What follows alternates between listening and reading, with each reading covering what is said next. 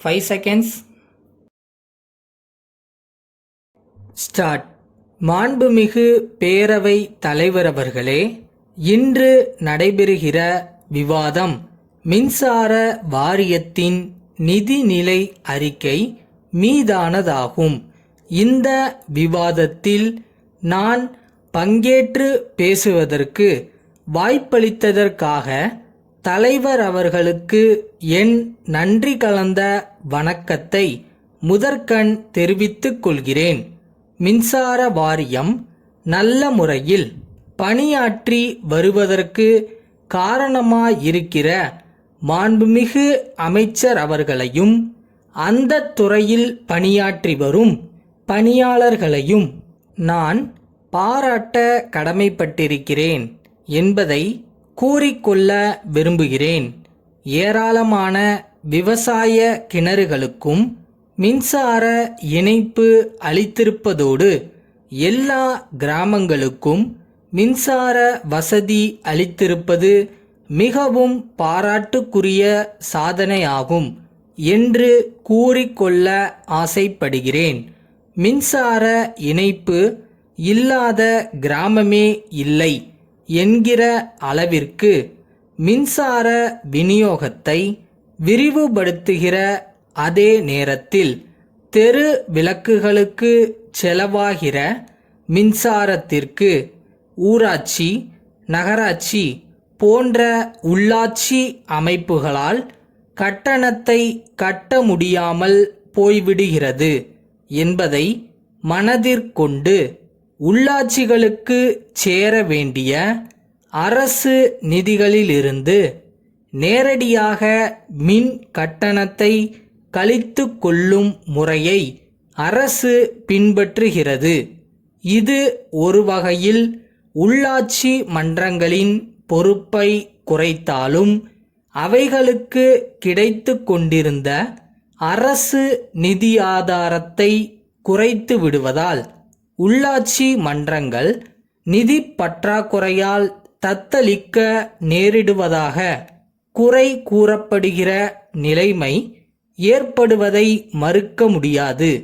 நான் சொல்லிக்கொள்ள விரும்புவதெல்லாம் இது ஒன்றுதான்.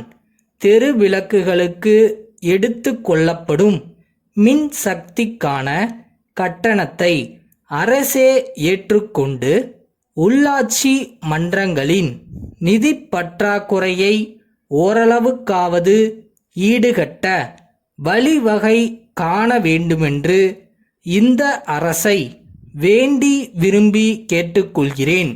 அடுத்தபடியாக நான் வலியுறுத்தி கூற ஆசைப்படுவது என்னவென்றால், நாம் மிகவும் பரவலாக மின்சார விநியோகத்தை செய்திருக்கிறோம் என்று பெருமிதம் அடைகிற நேரத்தில் மின்சார தட்டுப்பாடு ஏற்படுவதையும் மனதில் கொள்ள வேண்டியது அவசியம். உற்பத்தியாகிற மின் சக்தியை விட அதிகமான தேவை ஏற்படும்போது பற்றாக்குறை ஏற்படத்தான் செய்யும். அப்படிப்பட்ட நிலை உண்டாகிற சமயத்தில் மின்சார உற்பத்தியை பெருக்கக்கூடிய வகையில் புதிய மின் உற்பத்தி திட்டங்களை உடனுக்குடன் வகுத்து விரைவில் நிறைவேற்ற வேண்டும் என்று எடுத்து கூற பெரிதும் விளைகிறேன். மழையை நம்பியிருக்கும் புனல் மின்சாரத்தையும் நிலக்கரியை நம்பியிருக்கும் அனல் மின்சாரத்தையும் பெரிய அளவில் சார்ந்திருக்காமல் சூரிய ஒளியிலிருந்தும் காற்றாலைகளிலிருந்தும் மின்சார சக்தியை உற்பத்தி செய்ய மேலும் அதிகமான அளவில் முயற்சி மேற்கொள்ள வேண்டியது அத்தியாவசியமானதாகும் என்பதை இந்த நேரத்தில் குறிப்பிட்டு கூற பிரியப்படுகிறேன். இதனால் ஏற்படுகிற நிதிச்சுமையை காட்டிலும் மின் பற்றாக்குறையால் ஏற்படுகிற கஷ்ட நஷ்டம் அதிகம் என்பதை மறக்கக்கூடாதென்று சொல்லிக்கொள்ள விரும்புகிறேன். இந்த விவாதத்தில் பேச வாய்ப்பு அளித்ததற்கு மிக்க நன்றி. மதுரை வட்டாட்சியர் மதுரை மாவட்ட ஆட்சியருக்கு எழுதிய கடிதம். ஐயா, தாங்கள் கேட்டுள்ள விவரங்களுக்கு எனது அறிக்கையை அனுப்புவதில் நேர்ந்த காலதாமதத்திற்கு வருந்துகிறேன். இடையில் தேர்தல் பணிகள் வந்துவிட்டதால் தேவையான தகவல்களை பெற இயலாமல் போனதுதான் தாமதத்திற்கான காரணம். குறிப்பிட்ட பகுதியில் சற்றேறக்குறைய 100 குடும்பத்தினர் பல ஆண்டு காலமாக குடியிருந்து வருகிறார்கள். குடிசைகள் மட்டுமல்லாமல் செங்கற்களான சுவர்கள் கட்டி நிரந்தரமான கட்டிடங்களும் அமைத்து கொண்டு வாழ்ந்து வருகிறார்கள். அவர்கள் தங்களுக்கு பட்டா வழங்க வேண்டுமென்று பலமுறை கோரிக்கை வைத்துள்ளதாக தெரிகிறது. தங்கள் கட்டிடங்களுக்கு மின் இணைப்பும் பெற்று இருக்கிறார்கள். உணவு வழங்கல் துறை வழங்கும் உணவு பங்கீட்டு அட்டையும் பெற்றிருக்கிறார்கள்.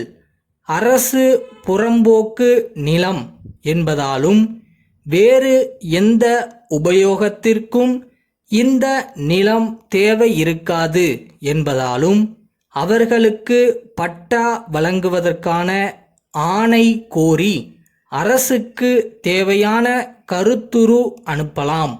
அரசிடமிருந்து ஆணை பெறப்பட்ட பின்னர் பட்டா வழங்குவதில் சிக்கல் எதுவும் ஏற்படாது என நான் உறுதியாக கூறுகின்றேன். தங்கள் நம்பிக்கையுள்ள